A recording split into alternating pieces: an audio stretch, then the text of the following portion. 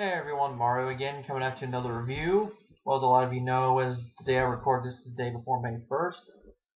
Soon, the next Spider-Man film comes out. So I'm like, you know what? Other than the previous film, I've never really reviewed the films on this channel, on any of my channels. So I'm like, that would be a good time to review the films. I'm going to try to review Raimi's trilogy, which I still haven't decided if this is going to be all in one video or one at a time. I'm probably gonna do like I did with Evil Dead, all in one video. By the time this is up, you'll know the answer already. So then tackle a second time around of the Amazing Spider-Man, and then review the new one. We'll just see how long it takes to do when the videos are up. But anyway, best to start with where we start at.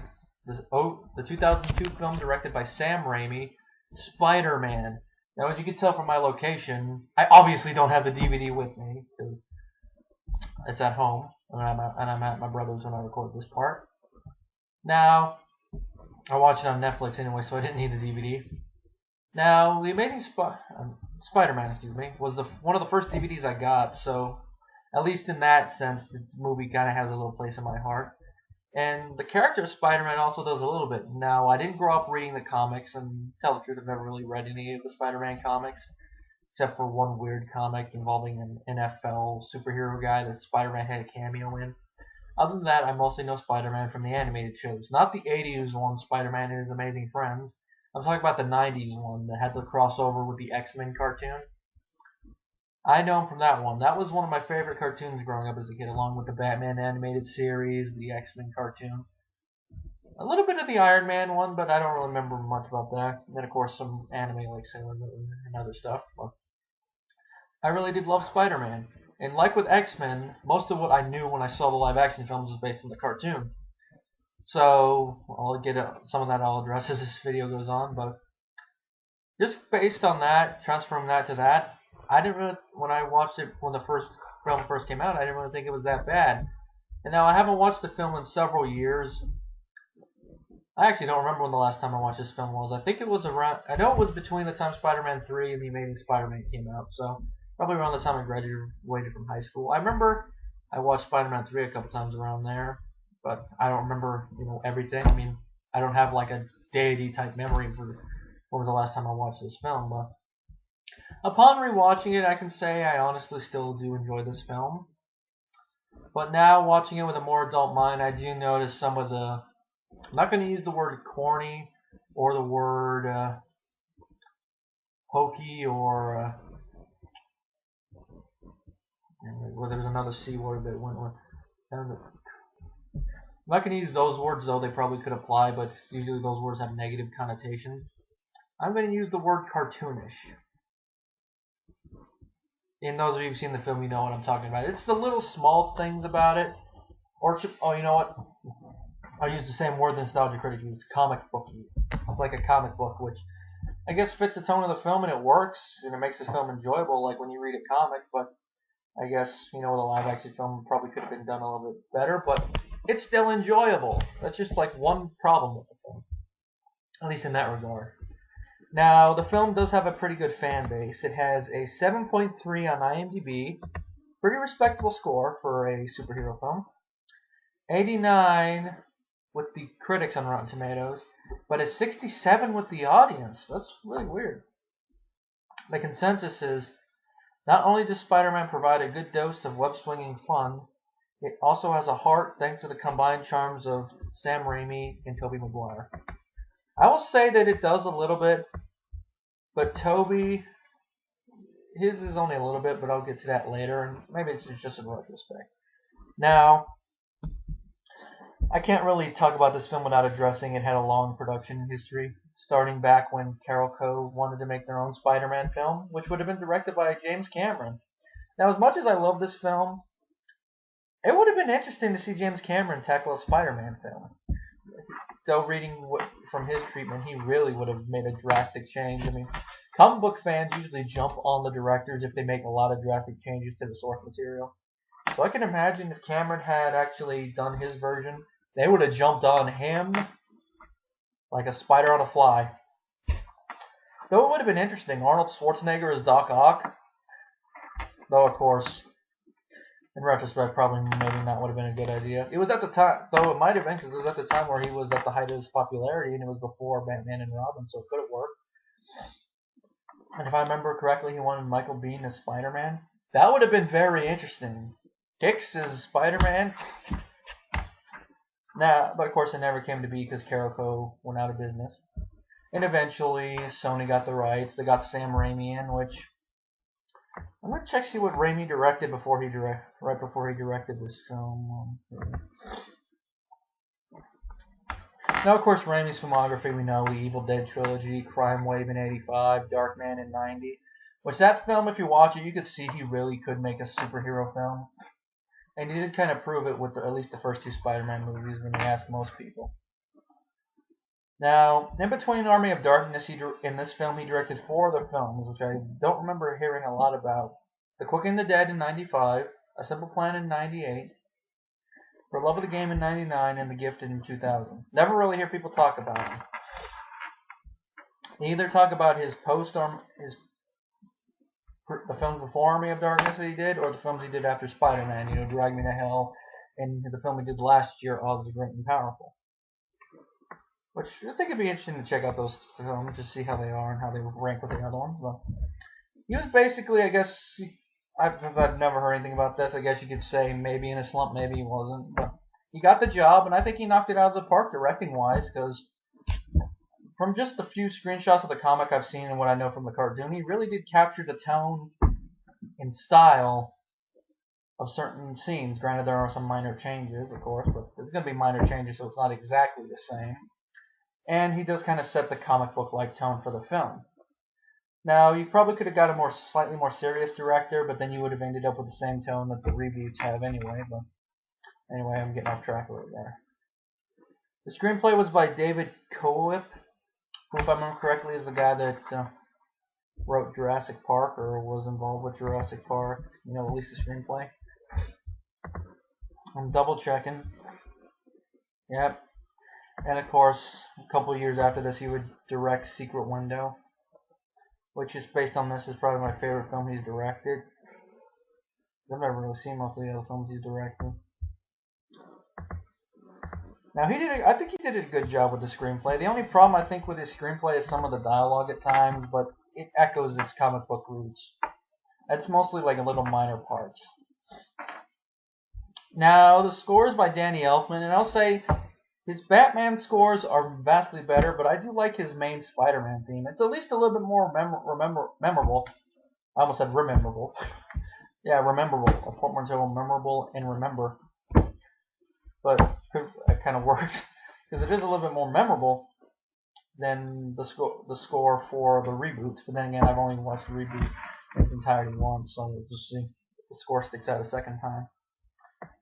Now, the film stars Tobey Maguire as Peter Parker / Spider-Man, Willem Dafoe as Norman Osborn / the Green Goblin, Kirsten Dunst as Mary Jane Watson, James Franco as Harry Osborn, Cliff Robertson as Ben Parker, a.k.a. Uncle Ben, Rosemary Harris as May Parker, a.k.a. Aunt May, J.K. Simmons as the magnificent J. Jonah Jameson, I'm probably going to mangle this last name,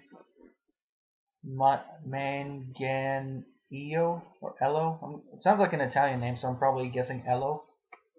As Flash Thompson, who's only in the first part of the film, by the way.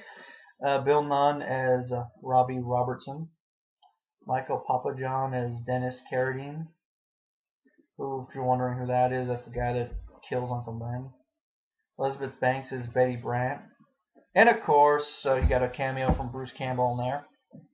And of course, you got Ted Raimi, Sam's brother, as Editor Hoffman. And of course, probably one of my favorite cameos in the whole film, you got the Macho Man Randy Savage as Bonesaw. Oh yeah, Bonesaw is ready.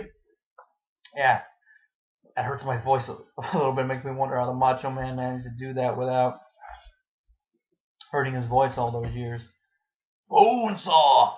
Okay, that was a little bit better. Now, the film was made for $140 million, and watching the film again, I could see that a lot of that money went on screen, though. I still do wonder how much went to the actors' salaries and how much, went on the spectacle and the sets and all that. And it made, I'm guessing either this is adjusted or this is including all DVD sales up till now, 821 million, almost 822 million. So I'd say it deserved that money. Now, the plot of the film is that it begins with Peter Parker in high school, where him and his class, which include his best friend Harry Osborn and his love interest Mary Jane, they visit a genetics lab. While there, Peter is bitten on the hand by a genetically engineered super spider.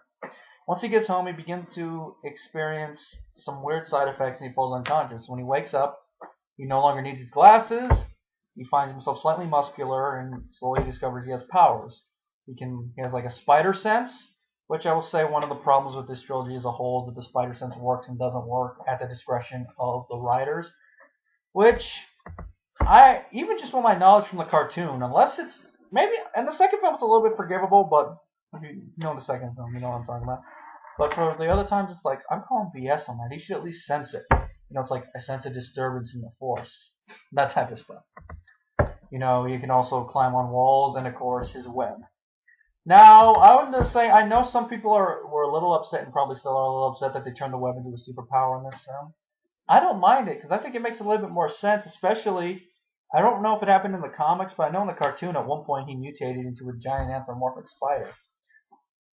So if it's gonna cause stuff like that to happen to his DNA, because it would have been interesting if they had done a fourth film, if they had actually gone that route. But I know, wishes were fishes. But anyway, if the bite is gonna mess with his DNA on a cellular level and cause stuff like being able to stick to walls and the spider sense, logic would denote. I know I'm bringing logic into a superhero film, but I'm gonna use it. Logic would denote that it would also cause something like that. And also from a financial standpoint, it makes a lot more sense. Granted, Peter is supposed to be smart, which we see a little bit in these films. Well, where did he get the money to invent a new type of webbing and all that? That's just one thing I'm like, okay. I mean, later on, when he actually is a photographer and getting money, and he actually is regularly selling photos to JJ, then I give it a little leeway that he probably could do it. But still, with how they present him in the film, no. It just makes more sense to make it a superpower. And also, with it being a superpower, we don't get that convenient stuff every once in a while. Oh no, I'm out of webbing! Villain takes advantage! Haha! It runs that out of it, so the villain doesn't, get a cheap win. Plus, like I said, it just makes more sense to be a power. Anyway.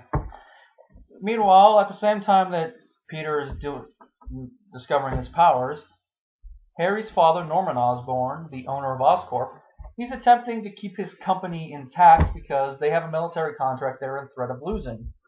They're developing a glider as well as a super soldier serum. And they're going to lose a contract if they don't successfully test it on a patient. And of course it goes with the thing we've seen in a dozen films involving mad scientists. They test it on themselves. And as luck would have it, it works, but it also gives the negative side effect, and that's slight insanity.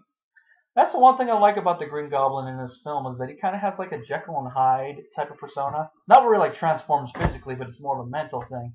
So I guess you could say it's kind of an extreme schizophrenic thing, or multiple personality disorder, where he has a good side, which is his normal self, and then the bad side, which was brought out by the serum. And we see this slowly as the film goes on. I mean, at first you're like, what's going on?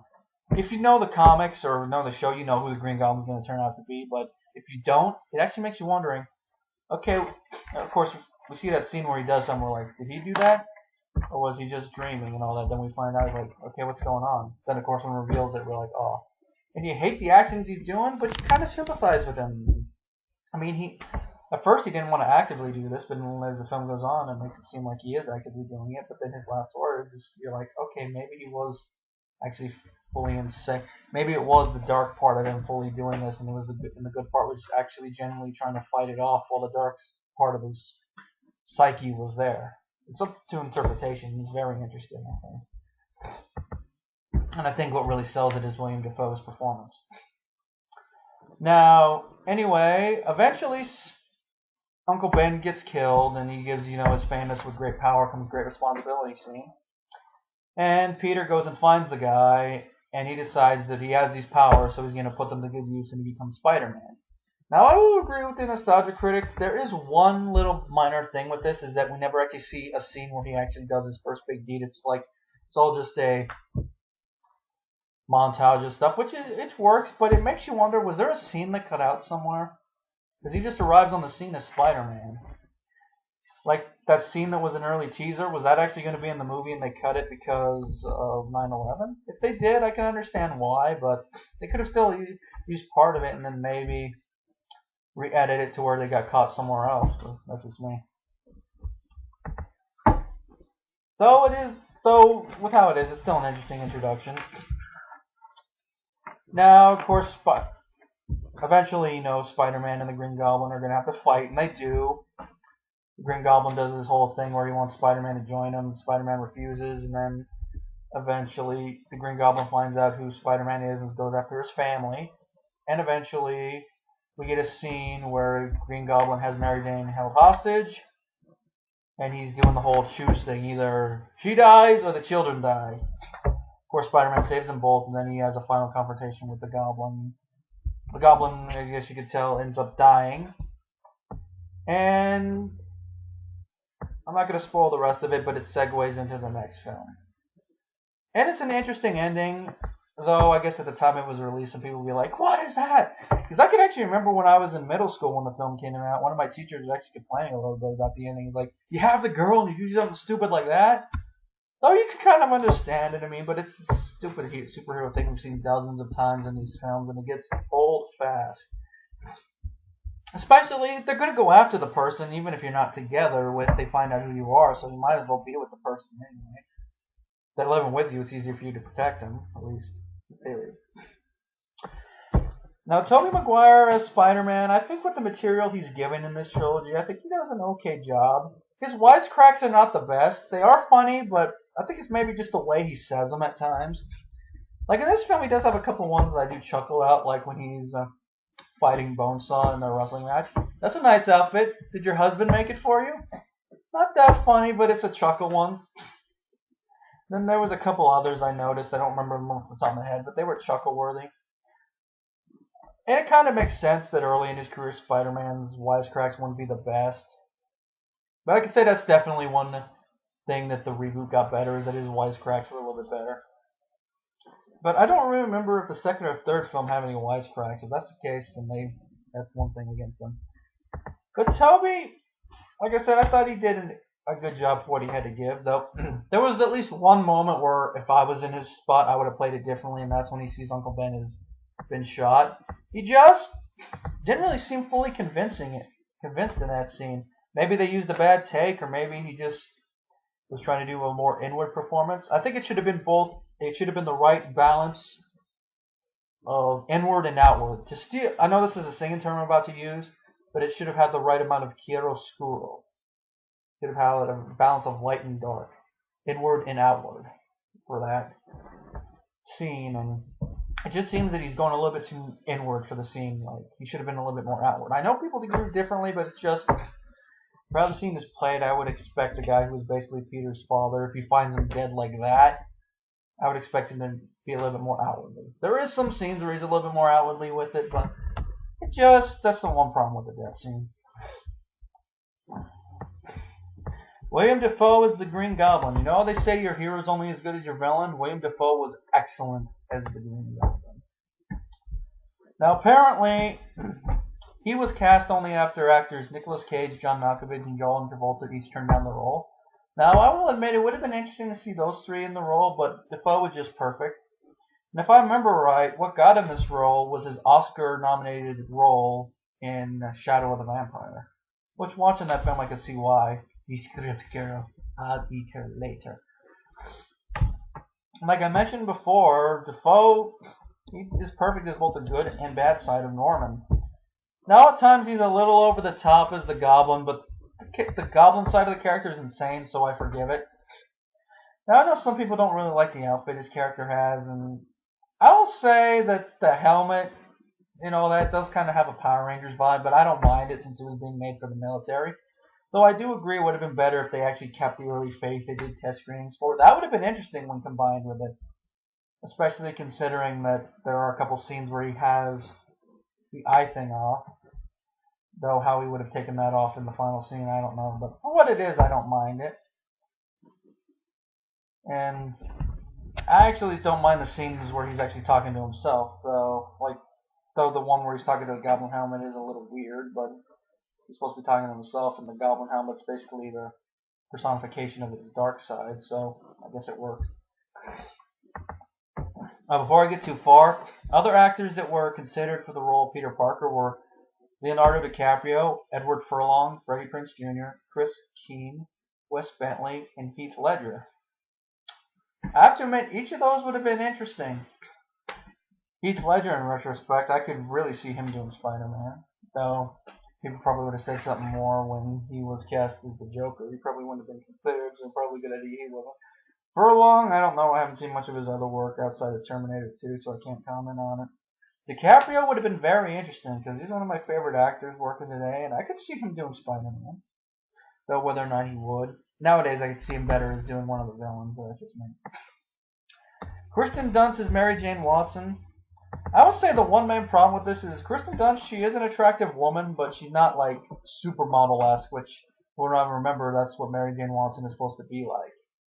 I would say Kristen would have done a better job as Gwen Stacy, and they should have actually just had the Gwen Stacy character in there, especially since that was Peter's first love interest. If I remember right, isn't Kristen Dunst a natural blonde or something? I think there was something weird like that mentioned on IMDb under the trivia for the third film. But it just seems that the way the character is written and how she plays it, it just seems like they're trying to do Gwen Stacy in all but name. Especially with what happens at the end, if those of you know your comic books, which is one of the few things I know from the comic book about Gwen Stacy. Even though they used it with Mary Jane in the cartoon, but they used it differently. And of course, and even more so, they should have used Gwen first, because when Gwen does show up in the third film, she's basically a throwaway character. Literally, she gets thrown off a building, but she survives. Throwaway character. We got James Franco as Harry Osborn. I thought he did a pretty good job here. Though one of the things that they mention in this film about him not being the best student is kind of thrown away in the third film. But then again, you could argue that he found his father's research, but I'm getting ahead of myself. I did buy him and I did buy Harry and Peter as friends. You see some of their friendship, but you don't see all of it. Could have had a little bit more back and forth between them to really nail it, but I thought it was believable, and I did believe him and Norman as father and son. It just seemed to have a strained relationship, despite the fact they live with one another. But that can happen. And then, of course, the sadness Franco is emoting at the end. It's very, very subtle, but you can tell it there, and I think it works for the funeral scene. You don't want him breaking down at the funeral, especially since he's trying to swear vengeance during it. Cliff Robertson as Ben Parker. I thought he did a pretty good job. Though I will say, from what I remember, I still prefer Sheen in the newer one. I think Robertson did a good job, especially since he's doing classic Ben Parker, and Sheen is doing an amalgam of classic and ultimate, from what I understand. Or maybe he's just playing the character a little bit more realistic, a little bit more relatable as an older man. Cliff is like that too, but it seems he's more Ben Parker straight out of the comic, and not like a more realistic person that Ben Parker would probably be like in a more real scenario. But it's just day and night and how they do the character. I'm not saying that in a bad way. It's just they have different interpretations, and I just prefer Sheen. But Robertson still does a good job, and I do like how the chemistry he does have with Harris as his wife. You do believe them as an older married couple, and you do believe that they do love Peter a lot. And that scene, the great power, great responsibility. I love the back and forth between Robertson and Maguire in that scene. It's believable. You can imagine an uncle and nephew or father and son having this dialogue. You start fights at school. Hey, I didn't start that fight. We sure as hell finished it. I can imagine having a discussion like that. And the way he just says, with great power comes great responsibility, you really feel it. And Harris is his wife. I thought she did a good job as well. And she does a very great Aunt May, classic Aunt May. And she continues this throughout the series. J.K. Simmons as J. Jonah Jameson. Like Dafoe, this is the definition of perfect casting. When you see Simmons in this film, you don't see an actor in a role. You see freaking J. Jonah Jameson. From the first moment you see him, the first line he says, "Who is Spider-Man?" I'll tell you who he is. He's a vigilante. The moment you see him turn around with that cigar, you're like, yeah, that's JJ. And this is actually one of the few instances that it would be interesting if they actually kept this character in the newer film. You just really love him in the role, and it'd be interesting to see him do it in the newer films, but it's not mandatory. But you just see him as JJ really a lot. The only other thing I know him from is from recurring role on Law and Order as like a psychiatrist. I know he's in that movie a couple of years ago. I forget the one with the pregnant teenage girl with his daughter. I forget the name of it off the top of my head. And of course, he also voiced Tenzin in Legend of Korra. I am not sensitive. Leave my mother out of this. But J. Jonah Jameson, he rules. I know that Stan Lee said he'd like to play the role, but I could see a newer film Stan Lee doing JJ's father, the one that eventually gets with May, but that would probably would have worked better for this one because of the ages of the older characters. Now the rest of the actors, they do good for what they have to do, but they're really not a lot to talk about. Elizabeth Banks good is what her character has to do. Papa John good is Carrie Dean, especially considering he was a good role in the Spider-Man mythos, which Spider-Man 3 fucks up. Now I'll say the only problems I have with this is that some of the dialogue at times feels like a comic book, which is a live action film. You can see why that'd be a problem, but with the tone the film has, it's only a minor problem. And also some of the acting from Maguire at times, but like I said, I'm attributing that to the script. Maybe a little bit of Raimi's direction, but mostly the script. Anyway, my rating for Spider-Man is I give it a 4 out of 5 stars. And if you haven't seen this film, for 12 years you haven't seen it, but if you haven't seen this film, it comes with my recommendation. If you don't like the film, that's cool, but me, I still enjoy it.